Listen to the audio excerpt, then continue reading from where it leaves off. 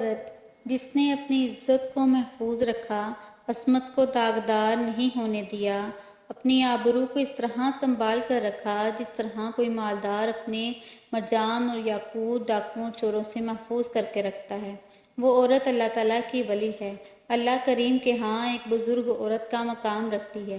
میری بہنوں، میں جس عورت کا ذکر کرنے لگی ہوں، یہ عورت اس عظیم انسان کی بیوی ہے جسے اللہ تعالیٰ اپنا خلیل کہتے ہیں۔ خلیل گہرے اور جگری دوست کو کہا جاتا ہے۔ اللہ کے اس دوست کا نام حضرت ابراہیم علیہ السلام ہے۔ جناب ابراہیم علیہ السلام جب عراق کی سرزمین سے نمرود کے ہاتھوں ستائے ہوئے نکلے اور دیس سے پردیس ہو کر فلسطین کی طرف چلے تو ان کے ساتھ ان کی بیوی بھی تھی۔ آپ کی اس بیوی کا نام سارہ رضی اللہ تعالیٰ عنہا تھا۔ دونوں میاں بیوی اپنے ایمان بچا کر مہاجر بنے، سفر کرتے چلے جا رہے تھے۔ راستے میں مصر کا ملک تھا۔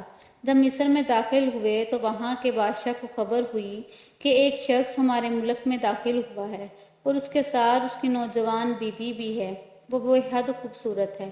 بادشاہ کی عادت سو تھی، اس کے ملک میں نئے آنے والی کے ساتھ اگر کوئی عورت ہوتی وہ خوبصورت ہوتی تو بادشاہ اس عورت کو پسند کر لیتا اور اپنے پاس رکھ لیتا۔ چنانچہ بادشاہ نے حضرت ابراہیم علیہ السلام کے ساتھ بھی یہی سلوک کرنے کا ارادہ کیا۔ صحیح بخاری میں حضرت ابو ہریرہ رضی اللہ تعالیٰ عنہ سے مروی ہے کہ بادشاہ کے کرندے حضرت ابراہیم علیہ السلام کے پاس آئے، انہیں بادشاہ کا پیغام دیا کہ وہ حضرت سارہ رضی اللہ تعالیٰ عنہا کو بادشاہ کے پاس بھیجیں۔ حضرت ابراہیم علیہ السلام پردیسی تھے، اجنبی تھے، غریب الدیار اور مسافر تھے۔ وہ کیا کر سکتے تھے؟ بے بس تھے لیکن اللہ کے محب بندے تھے۔ انہیں یہ یقین تھا کہ جس اللہ کی توحید کے لیے وہ آگ میں کود گئے، اللہ نے انہیں محفوظ رکھا، وہ اللہ اپنے بندے کی عزت کا بھی ضرور پاس کرے گا۔ چنانچہ بے بس مسافر نے اپنی بیوی کو بادشاہ کی طرف روانہ کر دیا۔ حضرت سارہ رضی اللہ تعالیٰ عنہا کو محل میں پہنچا دیا گیا۔ بادشاہ نے ان کے حسن کے بارے میں اپنے کارندوں سے آگاہ کیا ہوا تھا۔ اس کی نیت جو پہلے ہی خراب تھی کہ وہ اب اس کا ارادہ اور زیادہ برا ہو گیا۔ چنانچہ وہ حضرت سارہ رضی اللہ تعالیٰ عنہا کی طرف متوجہ ہونے لگا تو حضرت سارہ رضی اللہ تعالیٰ عنہا اٹھ کھڑی ہوئیں، وضو کرنے لگی اور انہوں نے نماز شروع کر دی اور اپنے اللہ کے حضور کھڑی ہو گئیں۔ محسوس ہوتا ہے کہ بادشاہ یہ منظر دیکھتا رہا اور یہ سوچ کر انتظار کرتا رہا کہ یہ خاتون اپنی عبادت سے فارغ ہوگی تو پھر اس کی طرف پڑھوں گا۔ ادھر حضرت سارہ رضی اللہ تعالیٰ عنہا اپنے رب کریم سے باتیں کر رہی تھی۔ جو کوئی بھی جب اپنے رب کی حضور نماز میں کھڑا ہوتا ہے تو وہ اپنے اللہ سے باتیں کرتا ہے۔ حضرت سارہ نے اپنے رب سے اپنی مشکل کے بارے میں جو بات کی، اللہ کی قسم با کمال کی۔ انہوں نے کہا، جس کا ترجمہ یہ ہے، اے اللہ، اگر میں تجھ پر ایمان لائی ہوں، تیرے رسول پر ایمان لائی ہوں، اپنے خاوند کو چھوڑ کر میں نے اپنی عزت و عصمت کو کبھی داغدار نہیں ہونے دیا، تو پھر اے میرے مولا، اس کافر کو مجھ پر مسلط نہ ہونے دینا۔ اللہ اللہ۔ حضرت سارہ مشکل میں ہیں، عزت کو بچانے کی مشکل، اور اس مشکل میں فریاد کنا ہے۔ اپنے مولا کریم اور مشکل سے نکلنے کے لیے اپنے اللہ کے ہاں کسی کا واسطہ نہیں ڈالتی، کوئی وسیلہ نہیں ڈھونڈتی، بلکہ وسیلہ ڈھونڈا تو اللہ کی عبادت کا۔ نماز پڑھتی ہیں اور نماز میں اپنے عمل کا وسیلہ ڈالتی ہیں۔ اللہ کی یہ ولیہ عورت ایمان کے بعد اپنے جس عمل کا وسیلہ اپنے رب کے حضور ڈالتی ہیں وہ اپنی پاک دامنی کا وسیلہ ہے۔ اللہ اکبر۔ پاک دامنی کتنی بڑی چیز ہے، کتنا اعلیٰ عمل ہے، یہ کس قدر خوبصورت نگینہ ہے جسے حضرت سارہ نے سنبھال کر رکھا۔ یہ کیسا خوبصورت یاقوت ہے جس پر حضرت سارہ نے خراش تک نہیں آنے دی۔ یہ کیسا چمکدار ہیرا ہے جس پر اللہ کے خلیل کی بیوی نے گرد بھی نہیں پڑنے دی۔ اللہ اکبر۔ یہ کتنا بڑا عالی شان عمل ہے۔ عزت کی حفاظت واقعی ہی بہت بڑا عمل ہے۔ اس کے بڑا اور عالی شان ہونے پر یہی دلیل کافی ہے کہ اللہ کی بندی نے اس عمل کو اللہ کے دربار میں بطور واسطہ پیش کیا، اور مدعا یہی ہے کہ عزت بچ جائے۔ عفت مشکل میں ہے اور دعا ہے کہ اللہ اس مشکل سے نکال دے کہ تو ہی مشکل کشا ہے۔ واہ واہ، اے مسلمانوں کی روحانی اماں، تیرے سچے عمل کی لاج عرش والے لجپال نے ایسی رکھی کہ کمال کر دیا۔ بے شک آپ کا مقام بہت اونچا ہے، کیونکہ آپ حضرت ابراہیم علیہ السلام کی زوجہ محترمہ ہیں، لیکن آپ نے اللہ کے حضور واسطہ اپنے خاوند کا نہیں ڈالا، باوجود اس کے کہ وہ اللہ تعالیٰ کے گہرے دوست ہیں۔ آپ نے واسطہ ڈالا تو اپنے عمل کا ڈالا۔ آپ کو ولایت ملی تو اپنے عمل سے ملی، کسی دوسرے کے مقام و مرتبہ اور دوسرے کی نیک عمل سے ولایت نہیں ملی، بلکہ اپنے عمل سے ہی ملی۔ آپ کا یہ کردار قیامت تک آنے والی تمام عورتوں کے لیے نمونہ بن گئی کہ مقام ملے گا تو اپنے عمل سے ملے گا۔ اللہ اور اس کے رسول پر ایمان کے بعد عورت کے لیے جو سب سے بڑا عمل ہے، جو ولایت کی بلندیوں تک پہنچانے والا ہے، وہ عزت و آبرو کی حفاظت کا عمل ہے۔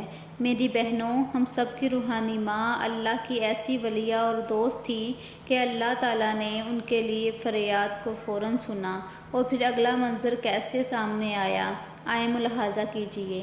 حضرت سارہ رضی اللہ تعالیٰ عنہا نے نماز ختم کر لی، اپنے رب سے فریاد کر لی تو بادشاہ اپنے تخت سے اٹھا، حضرت سارہ رضی اللہ تعالیٰ عنہا کی طرف بڑھنے لگا، اور جب قدرے قریب آیا تو بے ہوش ہو کر دھڑام سے محل کے فرش پر گر پڑا۔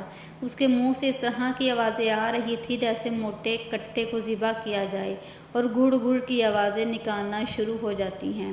بادشاہ کا بھی یہی حال تھا، منہ سے جاگ بہنا شروع ہو گئی تھی، اب اس کے پاؤں بھی زمین سے رگڑیں کھانے لگے تھے، ٹانگیں چل رہی تھی، وہ تڑپ رہا تھا، صاف نظر آ رہا تھا کہ یہ اللہ کی گرفت میں ہے۔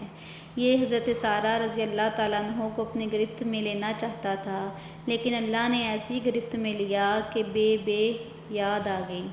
لوگوں، جب کوئی اللہ کا بن جاتا ہے تو اللہ اس کا بن جاتا ہے۔ حضرت سارہ کے لیے مولا کریم ایسے بن گئے کہ حضرت سارہ جو کہتی عرش والا رب کرتا جاتا۔ حضرت سارہ رضی اللہ تعالیٰ عنہا کو خیال آیا کہ اگر یہ بادشاہ اس طرح مر گیا تو پھر کیا ہوگا، کہیں اس کے قتل کا الزام مجھ پر ہی نہ لگ جائے۔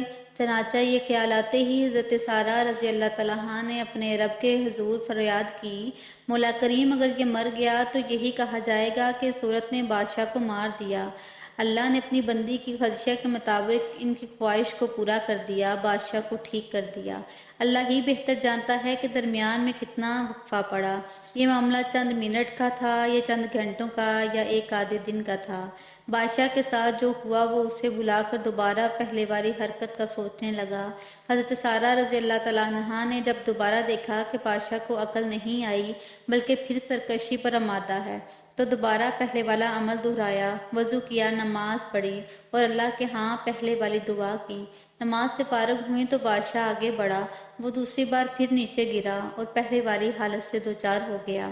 حضرت سارہ رضی اللہ تعالیٰ عنہ نے دوبارہ اپنے رب سے التجا کی، مولا اگر یہ مر گیا تو الزام اس کے مرنے کا تیری بندی پر ہی آئے گا۔ اللہ کریم اللہ نے بادشاہ کو دوبارہ ٹھیک کر دیا۔ گویا اللہ کریم کہہ رہے تھے کہ میری بندی تو جس طرح کہتی جائے گی ہم اس طرح کرتے جائیں گے۔ بادشاہ نے اب دربار لگایا اور اپنے کارندوں کو کہنے لگا، یہ عورت جو تم میرے پاس لائے ہو، یہ جنات میں سے کوئی جن عورت تھی جسے تم میرے پاس لے آئے، اسے اس کے خاوند ابراہیم علیہ السلام کے پاس لے جاؤ۔ محسوس ہوتا ہے کہ وہ کارندے جانے لگے تو بادشاہ نے انہیں کہا، ٹھہرو، یہ لڑکی ہے، اس کا نام ہاجرہ ہے، اس خاتون کے سپرد کر دو کہ وہ اس کو ساتھ لے جائے۔ اللہ حضرت سارہ رضی اللہ تعالیٰ عنہ کی کرامات دیکھیے کہ وہ بادشاہ جو حضرت سارہ رضی اللہ تعالیٰ عنہ کے حسن میں دل گرفتہ ہو کر انہیں اپنے پاس رکھنا چاہتا تھا، وہ اب اپنی لڑکی خادمہ بنا کر حضرت سارہ رضی اللہ تعالیٰ عنہ کے سپرد کر رہا ہے۔ حضرت سارہ حضرت حاجرہ کو لے کر حضرت ابراہیم علیہ السلام کے پاس پہنچی تو آپ یقیناً خوش ہوئے ہوں گے، اللہ نے کرم کیا، سارہ آ گئی، مگر حیران بھی ہوئے ہوں گے کہ وہ اپنے ساتھ ایک لڑکی بھی لے آئی ہیں۔ حضرت سارہ نے اللہ کے خلیل علیہ السلام کی حیرانی کو فوراً دوہری خوشی و مسرت میں یہ کہہ کر تبدیل کر دیا، جناب نے محسوس نہیں کیا کہ اللہ نے کافر کو اوندے منہ پٹک کر رکھ دیا اور خدمت کے لیے یہ لڑکی بھی عطا کر دی۔ سبحان اللہ۔ اس طرح کی مزید اسلامک ویڈیوز دیکھنے کے لیے ہمارے چینل کو لائک، شیئر اور سبسکرائب کر دیں۔ جزاک اللہ۔